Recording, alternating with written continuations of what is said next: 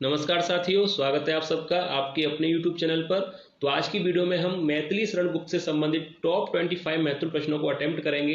यानी 25 ऐसे प्रश्नों को लिया गया है जो आप लोगों के एग्जाम के लिए काफी ज्यादा महत्वपूर्ण है। तो आप सभी विद्यार्थी वीडियो को जरूर देखिएगा। अगर वीडियो आप लोगों को पसंद आए तो वीडियो को लाइक कीजिएगा और चैनल को सब्सक्राइब करने के साथ साथ वीडियो को शेयर जरूर कीजिएगा। तो चलिए वीडियो को शुरू करते हैं और देखते हैं आज का हमारा पहला प्रश्न।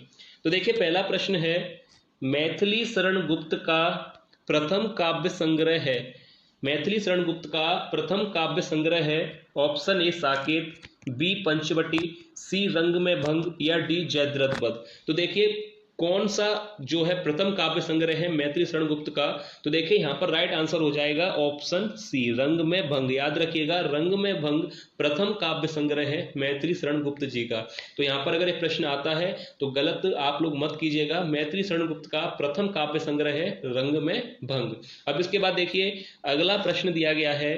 देखिए अगला प्रश्न है, रंग में भंग रचना का प्रकाशन वर्ष है। यानी किस वर्ष में यह रचना प्रकाशित हुई थी। ऑप्शन ए 1909, ऑप्शन बी 1910 या ऑप्शन सी 1911 या ऑप्शन डी 1912। तो देखिए यहाँ पर राइट आंसर हो जाएगा कि यह रचना किस वर्ष में प्रकाशित हुई थी। तो सन 1909 में, यानी पहला ही ऑप्शन यहाँ पर राइट होगा, सन 1909 में, जो कि प्रथम काव्य संग्रह है मैथिली शरण गुप्त का। इसका प्रकाशन वर्ष है सन 1909, यानी 1909 में यह रचना प्रकाशित हुई थी। अब इसके बाद देखिए अगला प्रश्न यहाँ पर दिया गया है। देखिए अगला प्रश्न है, मैथिली शरण गुप्त का जन्म कहाँ हुआ था। Option A Jaunpur, B Banaras, C Jhansi या डी मथुरा। मैथिली शरण गुप्त का जन्म कहाँ हुआ था, यानी किस जिले में इनका जन्म हुआ था। तो मैं आप लोगों को बता दूं कि देखिए मैथिली शरण गुप्त का जन्म जो है झांसी जिले में हुआ था। तो यहाँ पर ऑप्शन सी राइट हो जाएगा, झांसी जिले में इनका जन्म हुआ था। यानी उत्तर प्रदेश राज्य के झांसी जिले के चिरगांव गांव में इनका जन्म हुआ था। याद रखिएगा, मैथिली शरण गुप्त का जन्म किस जिले में हुआ था। उत्तर प्रदेश राज्य के झांसी जिले में इनका जन्म हुआ था। अब इसके बाद अगला प्रश्न है। देखिए अगला प्रश्न यहाँ पर लिया गया है, मैथिली शरण गुप्त का जन्म कब हुआ था। इनका जन्म किस जिले में हुआ था वो मैंने आप लोगों को बता दिया, झांसी जिले में हुआ था। अब इनका जन्म कब हुआ था। ऑप्शन ए सन 1884 या ऑप्शन बी सन 1885 या ऑप्शन सी 1886 या डी 1887। तो देखिए इनका जन्म कब हुआ था। तो यहाँ पर राइट आंसर हो जाएगा ऑप्शन सी, यानी 1886 में इनका जन्म हुआ था।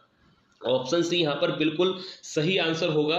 सन 1886 में मैथिली शरण गुप्त का जन्म हुआ था। अब इसके बाद अगला प्रश्न यहाँ पर दिया गया है। देखिए अगला प्रश्न है, राष्ट्र कवि के रूप में किसे जाना जाता है। राष्ट्र कवि के रूप में किसे जाना जाता है। आचार्य रामचंद्र शुक्ल या मैथिली शरण गुप्त, राहुल सांकृत्यायन या रामधारी सिंह दिनकर। तो देखिए किसको राष्ट्र कवि की उपाधि दी गई थी। तो राइट आंसर हो जाएगा ऑप्शन बी, यानी मैथिली शरण गुप्त। ऑप्शन बी यहाँ पर राइट होगा कि राष्ट्र कवि के रूप में किसे जाना जाता है, मैथिली शरण गुप्त को। अब इसके बाद अगला प्रश्न दिया गया है। देखिए अगला प्रश्न है, मैथिली शरण गुप्त को राष्ट्र कवि की उपाधि किसने दी थी। देखिए अच्छा प्रश्न है एग्जाम के लिए कि मैथिली शरण गुप्त को राष्ट्र कवि की उपाधि किसने दी थी। ऑप्शन ए सुभाष चंद्र बोस ने या ऑप्शन बी महात्मा गांधी ने, सी रविंद्रनाथ टैगोर ने या ऑप्शन डी लाला लाजपत राय ने। तो देखिए मैथिली शरण गुप्त को राष्ट्र कवि की उपाधि किसने दी थी।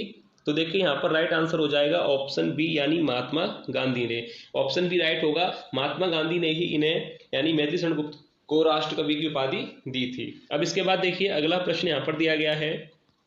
देखिए अगला प्रश्न है, मैथिली शरण गुप्त किस युग के कवि हैं। ऑप्शन ए भारतेंदु युग, द्विवेदी युग, छायावादी युग या ऑप्शन डी शुक्लोत्तर युग। तो देखिए मैथिली शरण गुप्त किस युग के कवि हैं। तो मैं आप लोगों को बता दूं यहाँ पर राइट आंसर हो जाएगा ऑप्शन बी, यानी द्विवेदी युग यहाँ पर राइट आंसर होगा। मैथिली शरण गुप्त आधुनिक काल के द्विवेदी युग के कवि हैं। याद रखिएगा ऑप्शन बी यहाँ पर सही है, मैथिली शरण गुप्त जो है द्विवेदी युग के कवि हैं। अब देखिए इसके बाद अगला प्रश्न दिया गया है। देखिए अगला प्रश्न है, गुप्त जी को आधुनिक युग का तुलसी किसने कहा है। मैथिली शरण गुप्त को आधुनिक युग का तुलसी कहा जाता है। यहाँ पर याद रखिएगा, अगर ये प्रश्न इस तरह से एग्जाम में आता है कि आधुनिक युग का तुलसीदास या तुलसी किसे कहा जाता है? तो 4 ऑप्शन दिए गए होंगे, तो याद रखिएगा मैथिली शरण गुप्त राइट आंसर होगा। यह प्रश्न एग्जाम में आ सकता है कि आधुनिक युग का तुलसी किसे कहा जाता है, तो याद रखिएगा मैथिली शरण गुप्त को। अब इसके बाद ये भी पूछा जा सकता है कि यह जो कहा गया है आधुनिक युग का तुलसी किसने कहा है, तो इस तरह से भी पूछा जा सकता है। तो यहाँ पर देखिए इसी प्रश्न के ऑप्शन दिए गए हैं कि रामचंद्र शुक्ल ने, रामधारी सिंह दिनकर ने, या गणपति चंद्र गुप्त ने, या डॉक्टर रामकुमार वर्मा ने, यानी किसने इनको आधुनिक युग का तुलसी कहा था। तो राइट आंसर हो जाएगा ऑप्शन सी, डॉक्टर गणपति चंद्र गुप्त ने मैथिली शरण गुप्त को आधुनिक युग का तुलसी कहा है। तो दोनों प्रश्न याद रखिएगा, आधुनिक युग का तुलसी मैथिली शरण गुप्त को कहा जाता है, ठीक है, और किसने कहा था, यहाँ भी ये भी क्लियर हो गया कि किसने कहा था। तो दोनों प्रश्न आप लोगों को आ गए। अब इसके बाद देखिए अगला प्रश्न है, देखिए अगला प्रश्न है, गुप्त जी को भारत सरकार द्वारा कौन सा सम्मान दिया गया? गुप्त जी को भारत सरकार द्वारा कौन सा सम्मान दिया गया? पद्म भूषण, या ऑप्शन बी पद्म विभूषण, सी पद्मश्री, या ऑप्शन डी कोई नहीं। तो देखिए मैथिली शरण गुप्त को भारत सरकार द्वारा जो सम्मान दिया गया था साहित्य और शिक्षा के क्षेत्र में योगदान देने पर, ऑप्शन ए राइट हो जाएगा पद्म भूषण। पद्म भूषण इन्हें सम्मान से सम्मानित किया गया था सन 1954 में। याद रखिएगा, अगर ये भी प्रश्न आता है कि किस वर्ष सम्मानित किया गया था, तो सन 1954 में साहित्य और शिक्षा के क्षेत्र में योगदान देने के कारण इनको भारत सरकार ने पद्म भूषण से सन 1954 में सम्मानित किया था, याद रखिएगा। अब इस अगला प्रश्न है, मैथिली शरण गुप्त की खड़ी बोली में रचित पहली कविता है।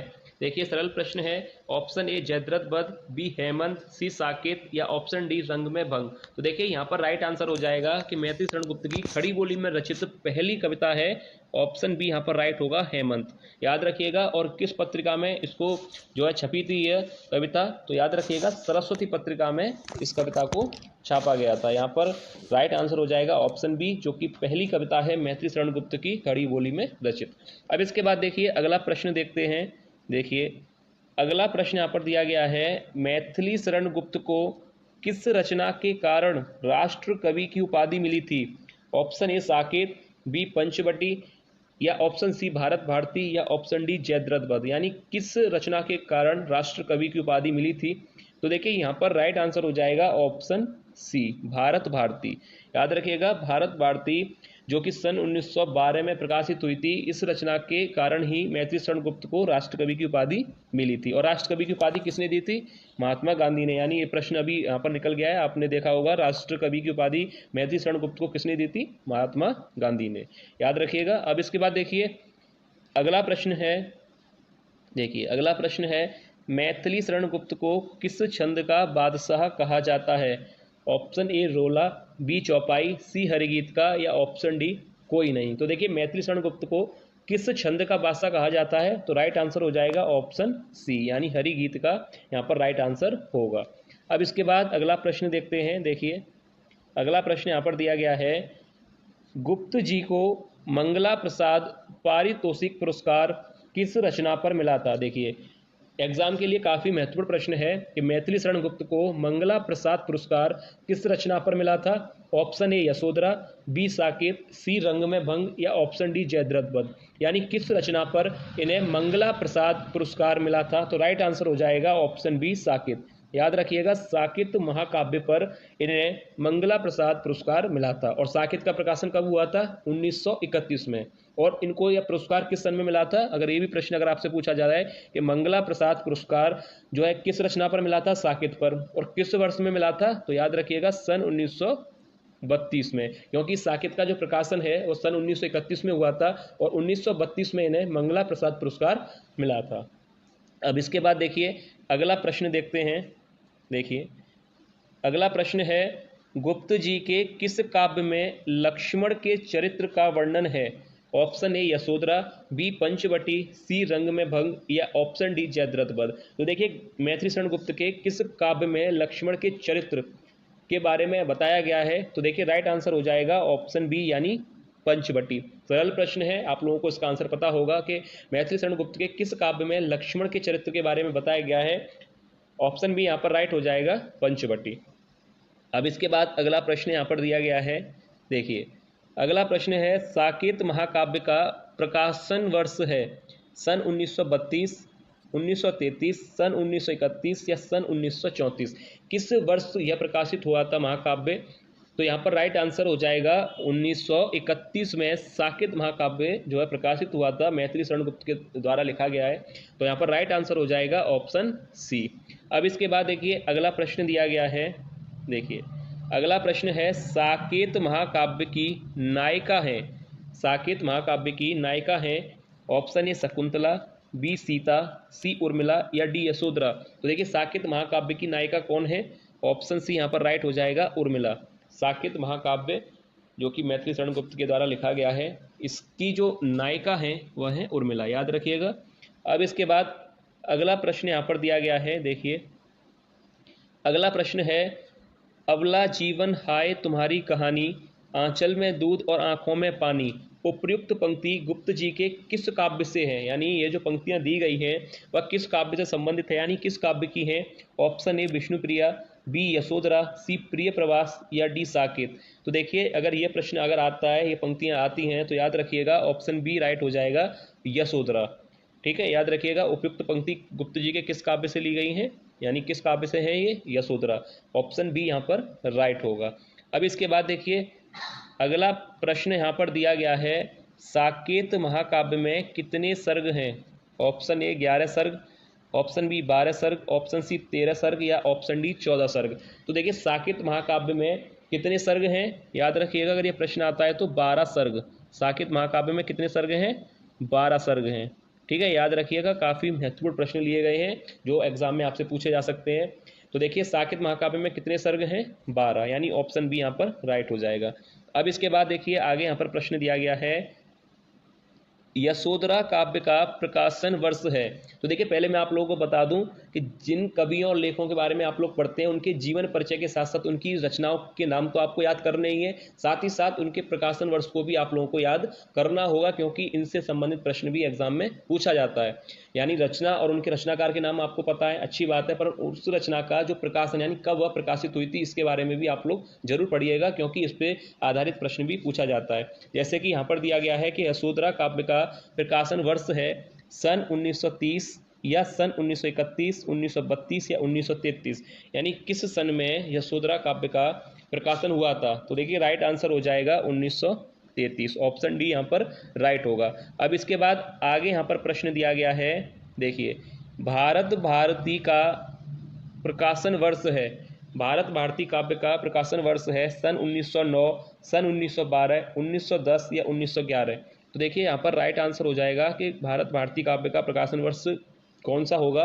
ऑप्शन बी यहाँ पर राइट हो जाएगा, 1912। अब इसके बाद आगे यहाँ पर प्रश्न दिया गया है। देखिए अगला प्रश्न है कि जयद्रथ वध काव्य का प्रकाशन वर्ष है सन 1909, 1910, 1911 या 1912? किस वर्ष यह प्रकाशित हुआ था? तो ऑप्शन यहाँ पर राइट हो जाएगा, ऑप्शन बी, यानी 1910 में इस काव्य का प्रकाशन हुआ था। ठीक है, याद रखिएगा। अब इसके बाद देखिए अगला यहाँ पर प्रश्न दिया गया है। देखिए अगला प्रश्न है, पंचवटी काव्य का प्रकाशन वर्ष है? ऑप्शन ए 1927, 1928, 1926 या 1925? किस वर्ष में इस काव्य का प्रकाशन हुआ था? पंचवटी का प्रकाशन वर्ष है? तो देखिए यहाँ पर राइट आंसर हो जाएगा ऑप्शन डी, यानी 1925 में इसका प्रकाशन हुआ था, याद रखिएगा। अब इसके बाद देखिए अगला प्रश्न देखते हैं। देखिए अगला प्रश्न है कि झंकार रचना का प्रकाशन वर्ष है? यानी ये जो रचना है झंकार, ये भी मैथिली शरण गुप्त के द्वारा ही रचित गई है। तो झंकार रचना का प्रकाशन वर्ष है? ऑप्शन ए 1929, 1930, 1931 या 1932? किस वर्ष में झंकार रचना का प्रकाशन हुआ था? तो यहाँ पर देखिए इस प्रश्न का जो राइट आंसर होगा, इस प्रश्न का राइट आंसर हो जाएगा ऑप्शन ए, यानी 1929 में इसका प्रकाशन हुआ था।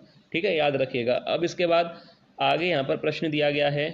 देखिए अगला प्रश्न है, जय भारत रचना का प्रकाशन वर्ष है? जय भारत रचना के रचनाकार कौन है? मैथिली शरण गुप्त। ये जो रचना है यहाँ पर जितनी भी अभी आपने देखी, सबके रचनाकार मैथिली शरण गुप्त हैं। अब इसके बाद देखिए यहाँ पर है कि सन 1950 में या 1951 में, 1952 में या 1953 में? किस वर्ष इस रचना का प्रकाशन हुआ था? जय भारत। तो देखिए यहाँ पर राइट आंसर हो जाएगा 1952, यानी ऑप्शन सी राइट होगा। 1952 में जय भारत रचना का प्रकाशन हुआ था। अब इसके बाद देखिए अगला प्रश्न यहाँ पर दिया गया है। देखिए अगला प्रश्न यहाँ पर दिया गया है जो कि वीडियो का लास्ट प्रश्न है। मैथिली शरण गुप्त का निधन कब हुआ? सन 1969, 1964, 1965 या 1966? किस वर्ष में मैथिली शरण गुप्त का निधन हुआ था? तो राइट आंसर हो जाएगा ऑप्शन बी 1964 में। याद रखिएगा सन 1964 में मैथिली शरण गुप्त का निधन हुआ था। तो एक बार मैं आप लोगों को फिर से थोड़ा क्लियर कर दूं। देखिए मैथिली शरण गुप्त का जन्म कब हुआ था, ये प्रश्न बनता है। तो देखिए मैथिली शरण गुप्त का जन्म हुआ था 1886 में मैथिली शरण गुप्त का जन्म हुआ था, और 1964 में मैथिली शरण गुप्त का निधन। ये 2 पॉइंट आप क्लियर करिए। 1886 में इनका जन्म और 1964 में इनकी मृत्यु हुई थी। और इनका जन्म कहाँ हुआ था? उत्तर प्रदेश राज्य के झांसी जिले के चिरगांव में इनका जन्म हुआ था। तो ये बात आपको क्लियर रखनी है। और एक और यहाँ पर प्रश्न आया था, मोस्ट इंपोर्टेंट प्रश्न, कि राष्ट्र कवि की उपाधि इन्हें किन्होंने दी थी? तो यहाँ पर देखिए याद रखिएगा महात्मा गांधी ने ही इन्हें राष्ट्र कवि की उपाधि दी थी। यहाँ पर ये कुछ पॉइंट हैं वो आप लोग क्लियर कर लीजिएगा। काफ़ी महत्वपूर्ण प्रश्न लिए गए थे और आप लोग वीडियो को जरूर देखिएगा। अगर वीडियो आप लोगों को पसंद आई है तो वीडियो को लाइक कीजिएगा और चैनल को सब्सक्राइब करने के साथ साथ वीडियो को शेयर जरूर कीजिएगा। तो चलिए मिलते हैं नेक्स्ट वीडियो में ऐसे ही और महत्वपूर्ण एमसीक्यू के साथ।